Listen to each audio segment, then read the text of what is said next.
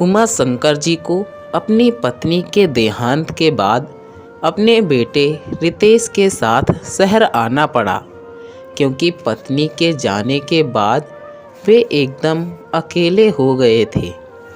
जमीन जायदाद भी कुछ ऐसी नहीं थी जिसका मोह होता। एक छोटा सा घर था जिसमें बस जीवन की यादें ही थीं, जो उन्होंने अपने भाई के परिवार को दे दिया। इकलौता बेटा ही था जिसके साथ वो रह सकते थे और उनकी इस उम्र में सही से देखभाल हो सकती थी। उनके बेटे ने शहर आकर उमा शंकर जी को उनका कमरा और बालकनी दिखाई और कहा, पापा, आप कुछ समय यहाँ बालकनी में सुकून के साथ बैठ सकते हैं, अखबार पढ़ सकते हैं, आपका मन लगा रहेगा। और देखो पापा, मन तो आपको लगाना ही पड़ेगा। उमा शंकर जी कहाँ गांव में खुले माहौल में जीने वाले, कहाँ ये फ्लैट की कैद जिंदगी। फिर भी वो अपना मन लगाने की कोशिश करते, लेकिन बुढ़ापे का एकाकीपन उन्हें खाए जाता था। आसपास कोई और बोलने वाला भी नहीं था। बेटा और बहू अपने काम में लगे रहते, उनके पास वक्त नहीं होता। हालांकि उनके खाने पीने की तो समुचित व्यवस्था थी। बेटा बहू मान सम्मान भी देते थे, लेकिन बुढ़ापे के वृक्ष में खाने पीने से ज़्यादा स्नेह और प्रेम की खाद जरूरी होती है। उनकी प्रेम की भूखी आँखें हमेशा अपने लिए उस प्रेम की तलाश में रहती, जो बिना कहे उनकी व्यथा को समझ सके, उनका दर्द समझ सके। वे एक ऐसा रिश्ता चाहते थे जो उन्हें निश्चल प्रेम और सम्मान दे सके, जो बचपन में एक माँ देती है और शादी के बाद जीवन भर जीवन संगिनी। क्योंकि इस उम्र और इन परिस्थितियों में दोनों ही बातें संभव नहीं थीं, इसलिए वे हमेशा खिसियाए हुए और बुझे बुझे से रहते। कभी कभार पोते के साथ मन बहला लिया करते, लेकिन वह भी अक्सर स्कूल की पढ़ाई में लगा रहता। और एक छोटे बच्चे के साथ आखिर वह कितना वक्त बिता सकते थे। आजकल के बच्चों को तो वैसे भी स्कूल के काम और फ़ोन से फुर्सत ही नहीं है। दिन में या रात में जब सब घर में आराम कर रहे होते, तो अक्सर उनकी आंखें दिल के बोझ से बोझिल हो जाती। दिल का दर्द आँखों से आंसू बनकर निकलता और गालों तक अपनी राह बनाकर निकल जाता। इस तरह से उनके दिन और रातें कट रही थी। वैसे भी बुढ़ापे की सबसे बड़ी समस्या नींद का कम हो जाना होता है। उनकी बालकनी के सामने वाले फ्लैट में भी शायद कोई नहीं रहता था, क्योंकि अक्सर वो बंद ही रहती। कुछ समय बाद उसके सामने वाली बालकनी में कोई रहने आ गया। उसमें एक सभ्य व संभ्रात महिला दिखाई दी, जो लगभग उन्हीं के उम्र की थी। उन संभ्रात महिला ने अपनी काम वाली को कुछ समझाया, कुछ पौधे लगवाए, कपड़ों के सूखने के लिए रस्सी बंधवाई और एक आराम चेयर और एक छोटी सी मेज लगवा दी। इस तरह वो वीरान सी दिखने वाली बालकनी अब सजीव हो उठी, किसी के होने का एहसास देने लगी। उमा शंकर जी और उन सम्राट महिला का आपस में गर्दन के इशारे से अभिवादन हुआ, क्योंकि दोनों बालकनी में दूरी ज़्यादा थी, इसलिए इशारे से ही बातें हो सकती थी।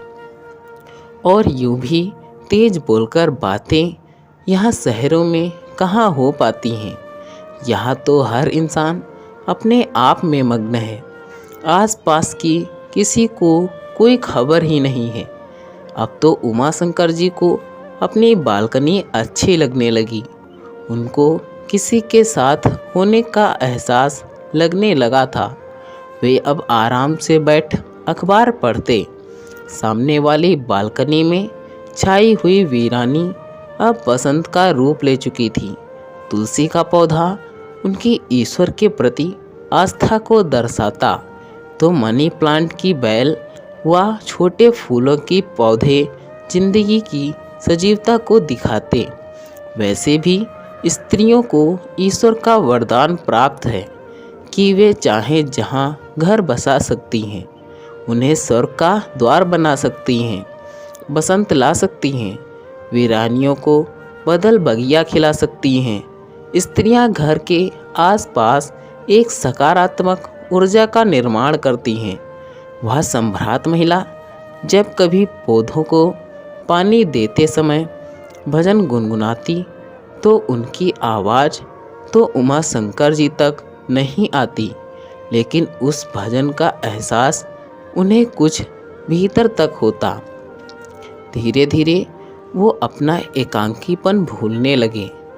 रातों को भी उन्हें अब थोड़ी चैन की नींद आने लगी, क्योंकि उन्हें एहसास होता कि कोई है जो सुबह उन्हें मिलेगा, किसी से अभिवादन होगा और एक खुशनुमा सुबह उनका भी इंतज़ार कर रही है। बस इस तरह उन दोनों का रोज़ आँखों से व गर्दन के इशारे से आपस में अभिवादन होने लगा। संवाद कभी ना होता। उमा शंकर जी अब फिर से जिंदगी को जीने लगे थे। वे उन महिला को कभी वहाँ सब्जी साफ करते देखते, कभी पौधों में पानी देते हुए देखते, कभी अचार सुखाते तो कभी स्वेटर बुनते। दोनों का आपस में कभी संवाद नहीं होता, बस एक एहसास होता है कि उनके आसपास भी कोई है। उन महिला की एक प्यारी सी पोती भी थी, जिससे वो कभी कभी इशारों में ही उमा शंकर जी को नमस्ते करवाती, और वो भी दूर से हाथों का इशारा कर बच्ची को आशीर्वाद देते, जिससे उन्हें और अपनापन महसूस होता। बस इस तरह दोनों में एक प्यारा सा अनकहा रिश्ता बन गया। यूं ही धीरे धीरे एक वर्ष गुजर गए।